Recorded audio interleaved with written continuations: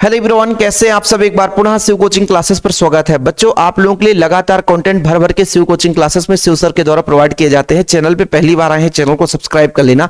आज हम बच्चों कहां पर रिवीजन करने वाले हैं, किरण प्रकाश की से। यहां से 2-3 नंबर का ऑब्जेक्टिव क्वेश्चन बनने वाला है, 2-2 नंबर के भी क्वेश्चन बनते हैं, तो सारे सेलेक्टेड क्वेश्चन साथ में हम यहां पर बात करेंगे बच्चों। ऑब्जेक्टिव, बहुविकल्पी, एक वाक्य में उत्तर, सब कुछ देखेंगे। वीडियो को अंत तक जरूर देखिएगा। चलिए शुरू करते हैं, एकदम फटाफट, सुपर फास्ट रहेगा, बिल्कुल कम समय में ज्यादा नॉलेज। सबसे पहला पॉइंट है बच्चों कि प्रकाश किसी चमकदार सतह पर टकराती है और उसी माध्यम में वापस लौट जाती है, परावर्तन कहलाता है।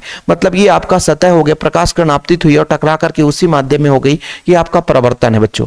जिसमें आपतन कोण का मान और परावर्तन कोण का मान बराबर होता है, और आपतित किरण है ना, परावर्तित किरण, अभिलंब, तीनों एक ही तल पर स्थित होते हैं। ओके, ठीक है। तो जब इसी माध्यम में टकरा कर लौट जाता है प्रकाश किरण, तो आपका परावर्तन कहलाता है। लेकिन वही प्रकाश किरण जब एक माध्यम से दूसरे माध्यम में जाता है बच्चों, तो अपवर्तन कहलाता है। क्या कहलाता है? अपवर्तन कहलाता है। समतल दर्पण द्वारा बना किसी वस्तु का प्रतिबिंब दर्पण के पीछे ठीक उतना ही लंबवत दूरी पर बनता है जितनी दूरी पर दर्पण के सामने स्थित। जैसे हम लोग बाल कटाने जाते हैं बच्चों, तो सामने जो दर्पण होता है समतल दर्पण होता है। हम घर में शीशा कंघी आप लोग सामान्य 10 रुपए 20 रुपए खरीदते हो बच्चों, समतल दर्पण होता है। जितने दूर पर हम होंगे उसका प्रतिबिंब उतना ही दर्पण के पीछे उतना ही दूरी पर बनेगा, सीधा सीधा है, समतल और बराबर प्रतिबिंब बनता है। जितना हम है ना वस्तु को देखते हैं उतना ही उसके अंदर बड़ा प्रतिबिंब बनेगा। ठीक है। मुख्य अक्ष के समानांतर आपतित किरणें अवतल दर्पण से परावर्तित होकर के फोकस से होकर गुजरती है तथा उत्तल दर्पण से परावर्तित होकर फोकस से आती हुई प्रतीत होती है।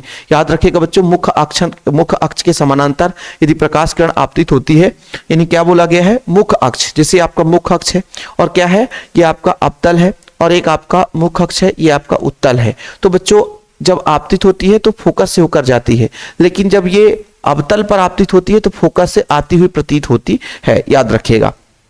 चलिए अगला जो है बच्चों आप लोगों के लिए चौथा पॉइंट है, जब हम गोलीय दर्पण को जल में रखते हैं। देखो बच्चों, जब हम गोलीय दर्पण की बात की जा रही है, जब दर्पण को जल में रखते हैं तो उसमें फोकस दूरी में कोई परिवर्तन नहीं होता है, लेकिन वहीं पे लेंस को रखेंगे तो उसकी फोकस दूरी में परिवर्तन होगा। लेकिन दर्पण को किसी भी जल में डुबा दो भैया, वो फोकस दूरी में कोई परिवर्तन नहीं होगा। अपवर्तनांक का कोई मात्रक नहीं होता, ध्यान रखिएगा। ऑब्जेक्टिव में क्वेश्चन आ गया कि अपवर्तनांक का मात्रक होता है 4 ऑप्शन में, तो कुछ भी नहीं होता, खत्म, खलास, है ना। विरल माध्यम से सघन माध्यम में जाने पर प्रकाश का चाल तरंगदैर्घ्य घटती है। ध्यान रखना बच्चों, यानी आता है क्वेश्चन, कई बार पूछा है कि जब एक माध्यम से दूसरे माध्यम में, यानी अपवर्तन में क्या क्या परिवर्तन होता है, क्या क्या परिवर्तन नहीं होता है। तो भाई चाल बदल जाता है, क्या चाल बदल जाता है, तरंगदैर्घ्य बदल जाता है। जबकि सघन माध्यम से विरल माध्यम में जाने पर प्रकाश का चाल तरंगदैर्घ्य बढ़ता है। यानी कुल मिलाकर के चाल और तरंगदैर्घ्य बदलता है, लेकिन आवृत्ति नहीं बदलती। याद रखिएगा, कई बार ऑब्जेक्टिव क्वेश्चन पूछा जाता है कि चाल बदलता है, तरंगदैर्घ्य बदलता है, लेकिन आवृत्ति नहीं बदलती। नोट डाउन कर लेना। प्रकाश किरण जब एक माध्यम से दूसरे माध्यम में जाती है, यानी वहां पर बच्चों होता है अपवर्तन, तो अपवर्तन में आपका चाल बदलेगा, तरंगदैर्घ्य बदलेगा। क्या बदलेगा? चाल बदलेगा, तरंगदैर्घ्य बदलेगा। क्या बदलेगा? चाल बदलेगा, तरंगदैर्घ्य बदलेगा। क्या क्या बदलेगा? चाल बदलेगा, तरंगदैर्घ्य, लेकिन आवृत्ति नहीं बदलती है। हाँ, याद रखिएगा, जब सघन से विरल में जाती है, क्या बोला है, विरल से सघन में जाती है। सघन में जाएगी तो घटेगी और विरल में जाएगी तो बढ़ेगी। याद रखिएगा, जब सघन में जाएगी घटेगी और विरल में जाएगी बढ़ेगी, क्योंकि आप लोग पता है कि जब भीड़ भाड़ कम हो तो आप तेजी से चलोगे, भीड़ भाड़ ज्यादा है तो कम चलोगे। भैया ऐसा ही तो है कि सघन में, विरल से सघन में जाएगी तो कम हो जाएगी, और बच्चों जब आपका सघन से विरल में जाएगी तो बढ़ जाएगी। सिंपल है। जल में वायु का बुलबुला अवतल लेंस की भांति कार्य करता है। बहुत महत्वपूर्ण है बच्चों। जल में वायु का बुलबुला, यानी ये बुलबुला है ना, जल भरा हुआ है और वायु का बुलबुला हो जाए तो ये अवतल हो जाएगा। कैसे? अवतल लेंस की तरह कार्य करता है।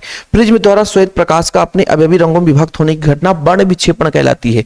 जब श्वेत प्रकाश को किसी प्रिज्म से गुजारा जाता है बच्चों, अपने अवयवी घटकों में विभक्त हो जाता है। यह प्रक्रिया आपका वर्ण विक्षेपण कहलाता है। ठीक है बच्चों। स्वस्थ नेत्र का दूर बिंदु अनंत होता है ना, यानी कहां तक देख सकता है, और स्वस्थ क्षेत्र के लिए स्पष्ट दृष्टि की न्यूनतम दूरी 25 सेंटीमीटर। कई बार ऑब्जेक्टिव क्वेश्चन पूछा गया है कि स्पष्ट दृष्टि की न्यूनतम दूरी कितनी होती है, तो 25 सेंटीमीटर होती है। कितनी होती है फिर बच्चों? 25 सेंटीमीटर होती है। कितनी होती है? 25 सेंटीमीटर होती है। किसी स्रोत से निकली तरंगों, देखिए बच्चों, किसी स्रोत से निकली तरंगों से प्रभावित माध्यम में किसी क्षण खींचा गया ऐसा पृष्ठ जिस पर स्थित सभी कणों के कंपन समान कला में होते, तरंगाग्र होते हैं। मैंने आप लोगों को बताया था कि मान लीजिए आपका प्रकाश स्रोत है, इसके चारों ओर है ना प्रकाश ऊर्जा है ना कण के रूप में क्या है विद्यमान है, और इनको बच्चों हम मिला देते हैं तो एक तरंगाग्र का निर्माण हो जाता है। यानी एक निश्चित समय में ऊर्जा के कणों को मिलाने वाला जो बिंदुपथ है बच्चों वो तरंगाग्र कहलाता है। क्या कहलाता है? तरंगाग्र। और लंबवत खींची गई रेखा किरण कहलाती है। तरंगाग्र के लंबवत खींची गई रेखा किरण कहलाती है। ये आपका ऊर्जा स्रोत है।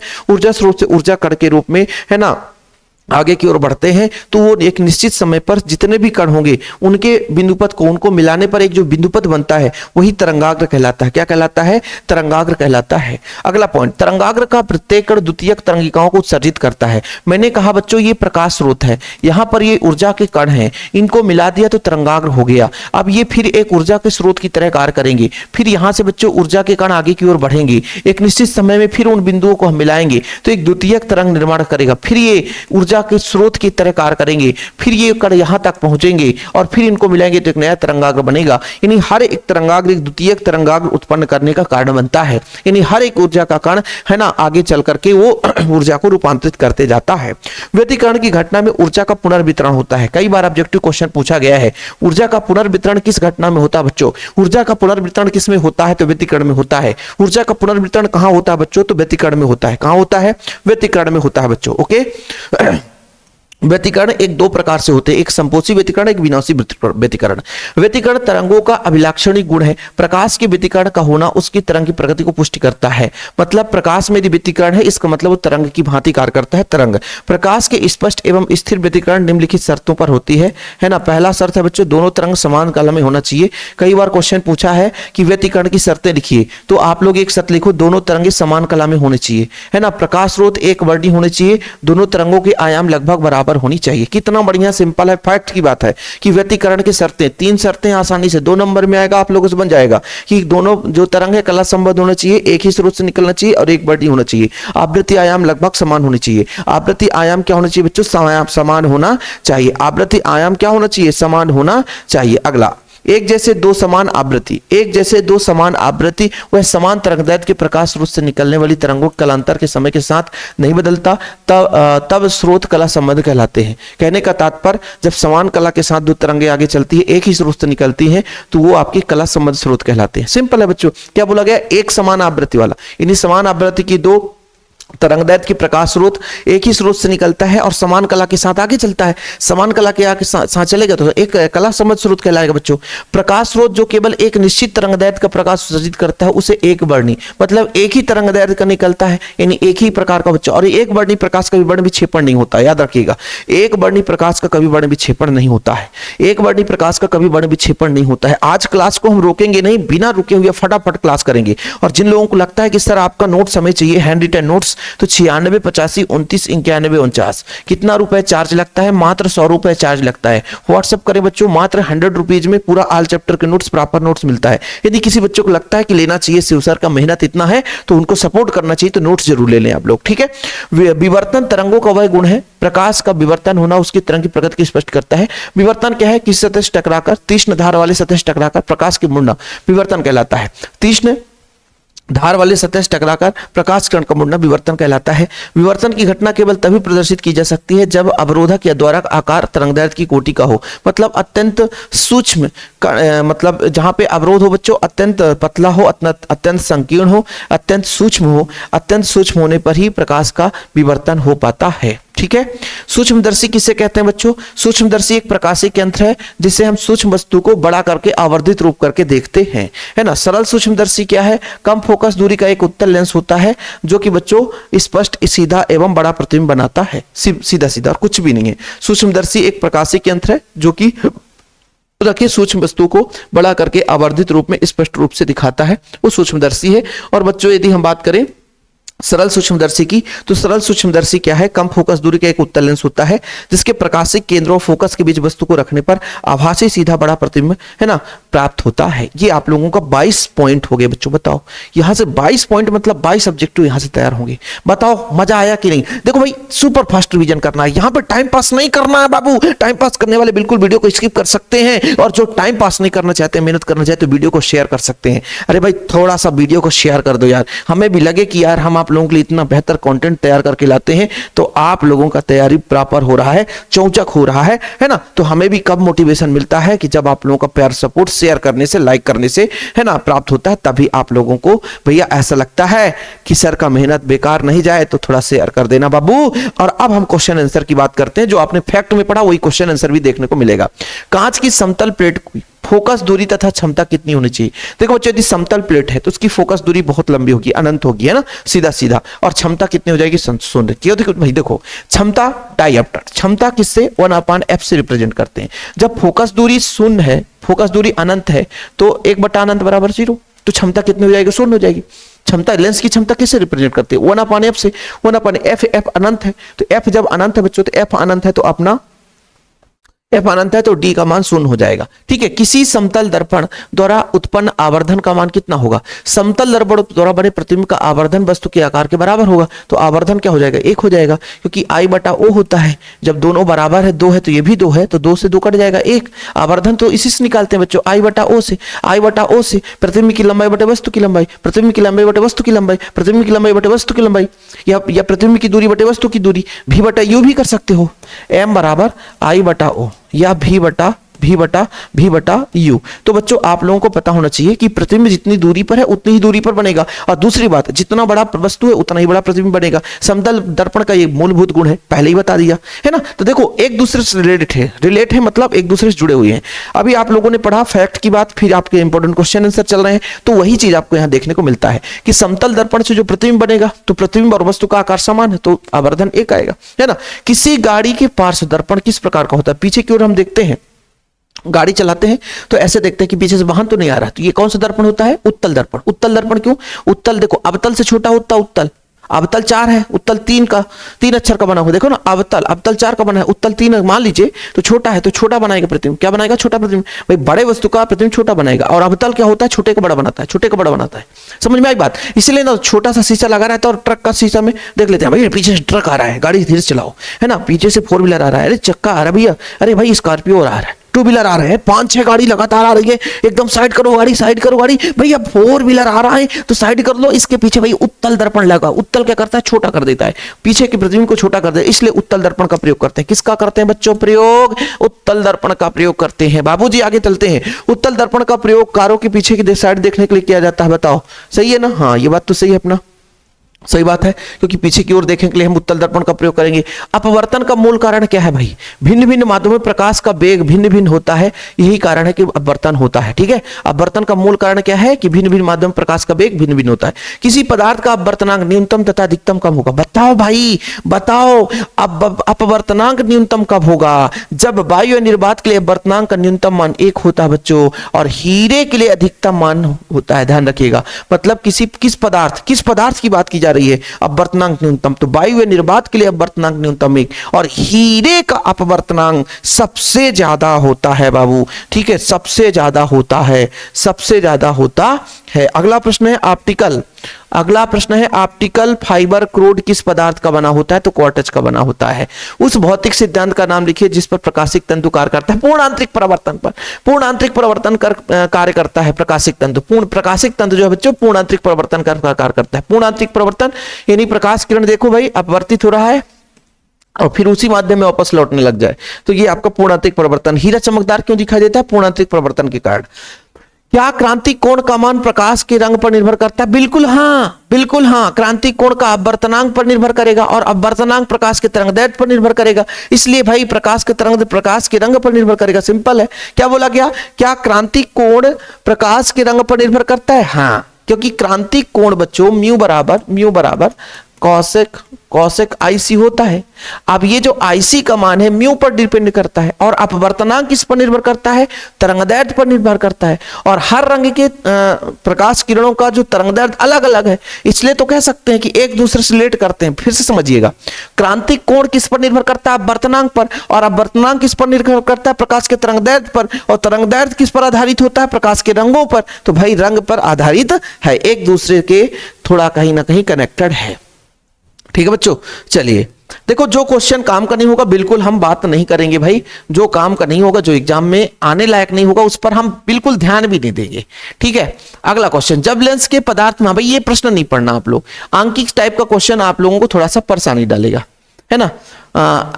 फिर बच्चों लेंस की प्रकृति उलट जाएगी, अर्थात लेंस, एक अवतल दर्पण उत्तल लेंस को पानी में डुबाने पर उसकी फोकस दूरी में क्या परिवर्तन होता है। ये लो भैया, ये वाला प्रश्न इंपॉर्टेंट है।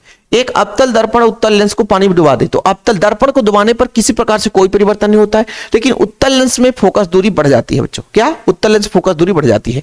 दाढ़ी बनाने के लिए किस प्रकार के दर्पण का प्रयोग करते हैं बताओ? तो अवतल दर्पण के लिए। अवतल दर्पण के लिए क्यों? क्योंकि प्रतिबिंब बड़ा बनता है। देखो मैंने बोला ना, उत्तल दर्पण जो होता है, हमने कहा शीशा प्रयोग कर रहे हैं पीछे के वाहन को देखने के लिए उत्तल, क्योंकि छोटा बनता है, लेकिन जब आकार बड़ा बनाना हो, प्रतिबिंब बड़ा प्राप्त करना हो, तो हमें अवतल का प्रयोग करना पड़ेगा। किसका बच्चों? अवतल का प्रयोग करना पड़ेगा। किसका? अवतल का प्रयोग करना पड़ेगा। किसका बच्चों? अवतल का प्रयोग करना पड़ेगा। ओके, चलिए आगे बात करते हैं, है ना। ग्रीष्म ऋतु में दोपहर के समय में खुले धरातल पर पेड़ व मकान हिलते हुए प्रतीत होते हैं। क्यों?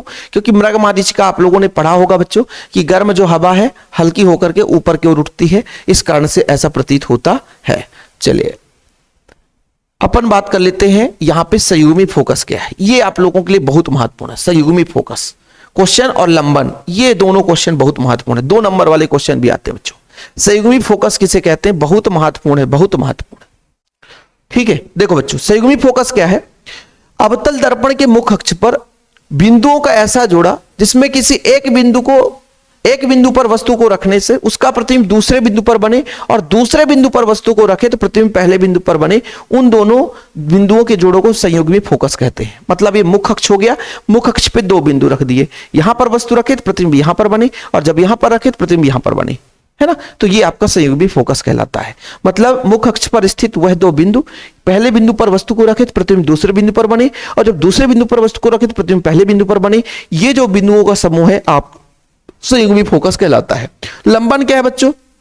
वस्तु को हमने ऐसे रखा, पहले एक आंख को बंद किया, ठीक, और देखा, फिर दूसरे आंख को बंद किया तो देखा, तो कुछ ना कुछ डिफरेंस नजर आएगा।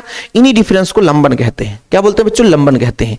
यानी वस्तु को सीधे रख करके हम पहले एक आंख से देखते हैं, और फिर उसको हम एक आंख बंद करके दूसरे आंख से देखते हैं, तो कुछ ना कुछ विस्थापन नजर आता है, वही लंबन कहलाता है। 2 वस्तुओं को एक ही सीध पर रख दिया, 2 वस्तुओं को एक ही सीध पर रख दिया, ठीक है सर। यदि आंख के दाएं अथवा बाएं और करने पर उसके मध्य जो सापेक्ष विस्थापन होता है उसे लंबन कहते हैं। भाई ऐसा हमने 2 वस्तु को रख दिया, तो इसको आंख को बंद किया, पहले तो एक सीधी रेखा पे है, फिर इसको बंद करके देखा तो भाई अलग अलग दिखते, थोड़ा बहुत क्या विस्थापन नजर आएगा, वो आपका लंबन कहलाता है। वायु का बुलबुला जल में किस प्रकार का व्यवहार दर्शाता है? आप लोगों ने पढ़ा है, वायु का बुलबुला जल में अवतल लेंस की तरह कार्य करेगा, दर्पण की तरह। भैया उत्तल बोल दिया, अवतल था ना, दोनों उभरा हुआ रहता है, उभरा हुआ होगा तो तल, उभरा हुआ तो अवतल होगा भाई, उभरा हुआ है तो अवतल होगा। ये अवतल नहीं, अवतल होगा, उत्तल नहीं। उभरे हुए होते हैं, जिसका भाग उभरा हुआ होता है तो अवतल होता है। क्या होता है? अवतल होता है। खतरे का सिग्नल लाल क्यों होता है? क्योंकि लाल रंग का तरंगदैर्घ्य सबसे ज्यादा होता है, और तरंगदैर्घ्य सबसे ज्यादा होने के कारण दूर तक पहुंच पाता बच्चों, इसलिए वो फैलता नहीं है, प्रकीर्णन नहीं हो पाता, इसलिए खतरे का सिग्नल लाल रंग बनाया जाता है। ध्यान रखिएगा, खतरे का सिग्नल लाल क्यों? क्योंकि तरंगदैर्घ्य ज्यादा, जो जिसका तरंगदैर्घ्य ज्यादा दूर तक जाएगा, जब फैलेगा नहीं बच्चों तो उसको हम आसानी से दूर तक ले जा सकते हैं। व्यतिकरण की घटना में ऊर्जा संरक्षित रहती है क्या? हाँ, क्योंकि पुनर्वितरण होता है। व्यतिकरण की घटना में ऊर्जा संरक्षित रहते हैं क्योंकि ऊर्जा का पुनर्वितरण होता है बच्चों, ऊर्जा का पुनर्वितरण होता है। ठीक है, एक वर्णी प्रकाश स्रोत क्या है? जहां केवल एक ही तरंगदैर्घ्य का प्रकाश निकले, वो एक वर्णी प्रकाश है, और इससे हम वर्ण विक्षेपण नहीं निकाल सकते। जब प्रकाश किरण एक ही तरंगदैर्घ्य का, है ना, वहां से बच्चों प्रकाश निकाले तो आपका एक वर्णी कहलाता है। ओके, विवर्तन की घटना कब देखा जा सकता है बताओ आप लोग? प्रकाश के विवर्तन की घटना केवल तभी देखा जा सकता है जब अवरोधक का आकार तरंगदैर्घ्य के क्रम का हो। मतलब तरंगदैर्घ्य यानी सूक्ष्म होना चाहिए, जितना जैसे मान लीजिए कोई तरंग जा रहा है, उसका तरंगदैर्घ्य होगा, उसी के तरंगदैर्घ्य की कोटि का अवरोधक हो, तभी वहां पे बच्चों मतलब कहीं ना कहीं विवर्तन होगा, टकरा करके मुड़ेगा, टकरा करके आगे जाएगा, अन्यथा वो वापस हो जाएगा, या विवर्तन की घटना नहीं होगी, विवर्तन की घटना नहीं होगी। अब आया ना बाबू मजा, अब आया ना बाबू मजा। सर मजा क्या, सजा हो गई। इतनी लंबी चौड़ी कहानी तो हम भाई, है ना, मैराथन क्लास में भी नहीं देखते सर। अब देखो भाई, अब यहां से आप लोगों को आंकिक क्वेश्चन करना पड़ेगा, और आंकिक क्वेश्चन करना पड़ेगा बच्चों तो थोड़ा सा आप लोगों के लिए कठिनाई का आभास होगा। और आंकिक क्वेश्चन अपन अंकी क्वेश्चन अपन छोड़ देंगे, क्यों? क्योंकि बाद में इनको ऐड करेंगे। बच्चों उत्क्रमणीयता का सिद्धांत, जब विभिन्न माध्यमों में अपवर्तन आता है तो इसका कौन सा संबंध सही है? तो ए mu W, W mu G, G mu A. लेंसों के बर्ण विपथन का कारण क्या होता है बच्चों? बर्ण विपथन क्यों होता है? तो लेंस के पदार्थ में बर्ण विपथन होगा तभी बर्ण विपथन होगा, तो लेंस के पदार्थ की बर्ण विपथन के कारण होता है। इसके बाद प्यारे बच्चों, इसके बाद अपना अगला जो प्रश्न है, समतल दर्पण की फोकस दूरी कितनी होती है? मैंने आपने पहले ही बता दिया, समतल दर्पण मतलब प्रतिबिंब अनंत भैया, अनंत, और इसकी क्षमता शून्य होती है। प्रकाश के अपवर्तन की क्रिया अपवर्तित रहती है। अब भाई मैंने बोला चाल बदल जाता है, तरंगदैर्घ्य बदल जाता है, लेकिन आवृत्ति नहीं बदलती, आवृत्ति नहीं बदलती, आवृत्ति नहीं बदलती, तीव्रता भी बदल जाएगा, आवृत्ति नहीं बदलेगी। प्रिज्म उत्पन्न करता है, प्रिज्म क्या उत्पन्न करता है बच्चों? वर्ण विक्षेपण की घटना होती है और विचलन दोनों होता है। प्रिज्म में विचलन भी होता है, वर्ण विक्षेपण भी होता है। गोलीय दर्पण की फोकस दूरी f, r बराबर 2f होता है, r बराबर 2f होता है। चार ऑप्शन में देख लो आप लोग, कहां पे दिख रहा है? चार ऑप्शन में आप लोग देखते रहना, r बराबर 2f। हीरा चमकदार क्यों होता है बच्चों? हीरा पूर्ण आंतरिक परावर्तन के कारण। कहीं पे दिख रहा है? हाँ सर, पूर्ण आंतरिक परावर्तन के कारण। अच्छा, यहां पे बच्चों आप लोगों का एक क्वेश्चन दिया है जिसका आंसर इसमें सब गलत है। इसका क्वेश्चन दिया है कि फोकस दूरी वाला अवतल लेंस f बराबर -200, ठीक है। फिर बच्चों एक उत्तल लेंस है यानी f2, ये f1 है, f2 है, ये आपका 25 सेंटीमीटर। तो फोकस में क्या होता है? 1/f1 + 1/f2, यही तो होता है 1/f2, यानी -1/200 और धन 1/20 है ना, LCM 25। इसका आप कैलकुलेशन करोगे बच्चों तो लगभग 25 नहीं, आपका आ जाएगा 200/7, और 200/7 कहीं पे नहीं है, इसलिए आपका सारे ऑप्शन गलत है, सारे ऑप्शन गलत है। आप लोग लगा के देख लेना, क्योंकि देखो भैया लेंसों को संयोजन का संयुक्त फोकस 1/f बराबर 1/f1 + 1/f2। अवतल है इसलिए इसका -200 होगा तो 1/-200, और ये उत्तल है इसलिए प्लस होगा बच्चों तो 1/25 हो जाएगा। दोनों को जोड़ो कि -1/200 और +1/25, तो आप लोग देखोगे तो लगभग 200 में मतलब ऊपर आ जाएगा 7/200 आएगा, और 7/200 को जब f1 मतलब 200/7 आएगा, जो ऑप्शन नहीं है। ट्रक के ड्राइवर पीछे देखने के लिए उत्तल दर्पण का प्रयोग करते हैं। किसका प्रयोग करते हैं बच्चों? उत्तल दर्पण का प्रयोग करते हैं। फटाफट हम लोगों ने भाई 20 मिनट में यही तो किया, अब बस सुपर फास्ट चलेगा। अवतल दर्पण दोनों बना प्रतिबिंब कैसा होता है? अवतल दर्पण से हमेशा वस्तु से बड़ा बनता है, एक ही बस आभासी बनता है, लेकिन अवतल दर्पण वस्तु से बड़ा बनेगा, है ना। आभासी प्रतिबिंब, जो आभासी की बात करेंगे, आभासी की बात करेंगे, आभासी बड़ा बनेगा, बाकी छोटा बनता है। आभासी जो है वो बड़ा बनता है। सरल सूक्ष्मदर्शी से बना प्रतिबिंब बच्चों बड़ा बनेगा, तभी तो सूक्ष्मदर्शी है। सूक्ष्मदर्शी की परिभाषा ही हमने पढ़ा कि भाई एक सरल सूक्ष्मदर्शी एक कम फोकस दूरी की एक उत्तल लेंस होती है जो पास रखी वस्तु को बड़ा कर देता है, तो आभासी और बड़ा बनेगा। आभास तो हम करते हैं, वास्तविक रूप से उतना ही बड़ा। आभास का मतलब उसको आभास करके बड़ा बना दिया गया, बस, जबकि उतना बड़ा होता नहीं है। संयुक्त सूक्ष्मदर्शी की अवदर्शक लेंस की फोकस दूरी नेत्रिका लेंस की फोकस दूरी से कम होती है, क्योंकि भाई नेत्रिका के पास बड़ा लेंस होता है, इसलिए अभिदर्शक छोटा होता है, तो छोटा अभिदर्शक का जो फोकस दूरी कम होगा बच्चों, क्या होगा? कम होगा। ओके, आंख की विभेदन क्षमता कितनी होती है बच्चों? 1। ठीक, ये क्वेश्चन नहीं पूछा जाएगा, ठीक है। किसी दूरदर्शी की विभेदन क्षमता किस पर निर्भर करती है? अभिदर्शक के व्यास पर बच्चों, कि भाई अभिदर्शक में जो आपका लेंस लगा है उसका व्यास कितना है। तालाब की सतह ऊपर उठी हुई नजर क्यों आती है? ये प्रकाश के अपवर्तन के कारण आती है बच्चों, प्रकाश के अपवर्तन के कारण आती है, ठीक है। प्रकाश के अपवर्तन का, प्रकाश के अपवर्तन, प्रकाश के अपवर्तन। निम्नलिखित में किस रंग की कांच का अपवर्तनांक सबसे न्यूनतम होगी? तरंगदैर्घ्य जिसकी अधिकतम, अपवर्तनांक उसकी न्यूनतम, तो लाल रंग। लाल रंग तो तरंगदैर्घ्य अधिकतम होता है। एक लेंस की फोकस दूरी किस पर निर्भर करता है ना, किस पर निर्भर? भाई नहीं, एक लेंस की फोकस दूरी किस रंग के लिए न्यूनतम है? तो यहां पर ऑप्शन है बच्चों तो पीला, है ना। बैजानी, हैप्पी लाल। फोकस दूरी किस रंग की न्यूनतम होती है?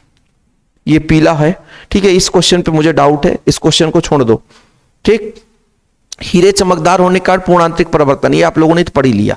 हीरे चमकदार होने के कारण पूर्ण आंतरिक परिवर्तन, ठीक है बच्चों। चलिए इसके बाद एक वाक्य में उत्तर देखिए, सुपर फास्ट रिवीजन। किसी द्रव का क्रांतिक कोण और अपवर्तनांक में संबंधी म्यू बराबर कॉसेक IC, ये मैंने पहले ही बता दिया, ठीक है। फिर बोला गया लेंस के लिए, लेंस सूत्र होता है 1/f बराबर 1/b - 1/u। हाँ सर, ये भी पता हो गया। फिर बच्चों लेंस के लिए उत्पन्न रेखीय आवर्धन प्रतिबिंब की लंबाई बटे वस्तु की लंबाई, या प्रतिबिंब की दूरी बटा वस्तु की दूरी, ये आपका होता है बच्चों। ठीक है, उस माध्यम का वर्तनांक ज्ञात कीजिए जिसका क्रांतिक कोण कितना है, 45 डिग्री है। मतलब म्यू बराबर साइन 1/sin IC। ठीक है, 1/sin IC, तो 1/sin 45 का मान कितना बच्चों, 1/√2, √2 पर चला गया तो आंसर आ गया √2। 10 सेंटीमीटर फोकस दूरी के उत्तल लेंस से बने सरल सूक्ष्मदर्शी की आवर्धन क्षमता कितनी होगी। देखो बच्चों, स्पष्ट दृष्टि की न्यूनतम दूरी यानी v बराबर स्पष्ट दृष्टि की न्यूनतम दूरी कितनी है आपकी, 25 है ना। और वस्तु की दूरी कितनी है, u बराबर कितना है आपका 10 है, भाग दे दो 2.5 आ जाएगा। ये तो आवर्धन क्षमता होता है ना, वस्तु की दूरी बटे प्रतिबिंब की दूरी। चलो ठीक है सर। 10 सेंटीमीटर गहराई वाले बर्तन में कोई द्रव भरा हुआ है, तले पर रखने पर सिक्के की गहराई 8 सेंटीमीटर हो जाती है, तो अपवर्तनांक कितना होगा, तो 10/8 कर दो, आंसर आ जाएगा। ठीक है, कुछ है ही नहीं इसमें, है ना भाई। आगे चलते हैं, प्रश्न क्रमांक 7 है, उत्तल लेंस द्वारा आभासी प्रतिबिंब कब बनता है। आभासी किस स्थिति में बनता है, आभासी की बात की जा रही है। तो भाई कभी भी किसी लेंस के द्वारा जब ये आपका फोकस है और ये प्रकाशिक केंद्र है, इसके बीच में जब रखेंगे, यानी मुख्य फोकस और प्रकाशिक केंद्र के बीच में जब रखते हैं तो आभासी बनता है। स्नेल का नियम आप लोगों ने शुरू में ही पढ़ लिया, आपतन कोण की ज्या अपवर्तन कोण की ज्या में एक निश्चित अनुपात होता है। जब प्रकाश किरण एक माध्यम से दूसरे माध्यम में जाती है तो प्रकाश का अपवर्तन होता है, सबको पता है सर। प्रकाश किरण एक माध्यम से दूसरे माध्यम में जाती है तो प्रकाश का अपवर्तन होता है। हाँ सर, प्रकाश का अपवर्तन होता है। तो जब अपवर्तन होता है तो आपतन कोण की ज्या और अपवर्तन कोण की ज्या में एक निश्चित अनुपात होती है। ठीक है, आपतन कोण की ज्या और अपवर्तन कोण की ज्या में एक निश्चित अनुपात होती है। ठीक है, sin I बटा sin R स्नेल का नियम कहलाता है। क्या, sin I बटा sin R स्नेल का नियम कहलाता है। लेंस की क्षमता पावर या d 1/f के बराबर होता है, ये आप लोगों ने पढ़ा डाईऑप्टर। ओके सर, ठीक है। गोलीय दर्पण का सूत्र क्या होता है, तो गोलीय दर्पण का सूत्र है 1/f बराबर 1/u प्लस 1/v। किसी गोलीय दर्पण से प्रतिबिंब आवर्धित बनता है, किस गोलीय दर्पण से भैया, आप अवतल से बड़ा बनेगा, अवतल से आवर्धित बोला है ना, आवर्धित। चलिए, इसके बाद अपना किस रंग के प्रकाश के लिए लेंस की फोकस दूरी अधिकतम होती है, तो लाल, ये तो पहले भी पढ़ चुका आप लोगों ने, तरंगदैर्घ्य जिसका सबसे ज्यादा होगा। गोलीय दर्पण को जल में डुबाने पर, दर्पण को जल में डुबाएंगे तो कोई परिवर्तन नहीं होगा, लेंस को डुबाने पर परिवर्तन होता है। किस लेंस की क्षमता ऋणात्मक होती है, तो अवतल लेंस की। किस लेंस की क्षमता ऋणात्मक होती है बच्चों, तो अवतल लेंस की। ठीक है, चीजें क्लियर। अब आप लोगों के लिए होमवर्क दे दिया जाए, पढ़ लेना। ठीक है, चलिए फटाफट और भी देख लेते हैं, फिर आप लोगों को होमवर्क दे देंगे। सूक्ष्मदर्शी में बने प्रतिबिंब की प्रकृति कैसी होगी। सूक्ष्मदर्शी में भैया बड़ा बनता है और आभासी होगा, चाहे सरल सूक्ष्मदर्शी हो चाहे संयुक्त सूक्ष्मदर्शी हो, बड़ा बनेगा। अवतल दर्पण का उपयोग दाढ़ी बनाने के लिए अवतल दर्पण का प्रयोग करते हैं, ये तो आप लोग पढ़ा। लेंस को किसी द्रव में डुबाने पर भाई प्रभाव पड़ता है, हाँ, फोकस दूरी बढ़ जाती है। दर्पण को पानी में डुबाएंगे तो कुछ नहीं होगा, लेकिन लेंस को डुबाएंगे तो फोकस दूरी बढ़ेगी। संयुक्त सूक्ष्मदर्शी की आवर्धन क्षमता कैसे बढ़ाते हैं, है ना, तो भैया इसमें एक सूत्र होता है बच्चों, सूत्र के आधार पर निकालते हैं कि u का मान बढ़ा दें, v का मान अधिक कर दें, u का मान कम कर दें, f का मान कम कर दें, v का मान बढ़ा दें, तो सूत्र से पता चलता है। ये आप लोगों ने सूत्र पढ़ा होगा। ठीक है, फिर नेत्र वाला सिलेबस में नहीं है। f बराबर 2r, r बराबर 2f नहीं, f बराबर 2r, ये आप लोगों ने पढ़ा होगा, f बराबर 2r। अच्छा, यहां पे देख लो, थोड़ा सा यहां पे देख लो, फटाफट देखो जो क्वेश्चन काम का है। प्रकाशिक तंतु पूर्णांतरिक प्रवर्तन पर आधारित है। एक लेंस की फोकस दूरी किस रंग के लिए सर्वाधिक होता है, फोकस दूरी, एक लेंस की फोकस दूरी, एक लेंस की फोकस दूरी की बात की जा रही है।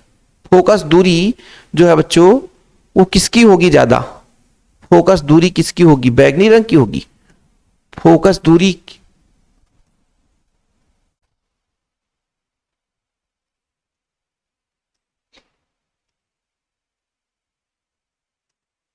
अब ये एक आपने पढ़ा ना, किस रंग के लिए प्रकाश के लिए फोकस दूरी अधिकतम होती है, लाल रंग के लिए।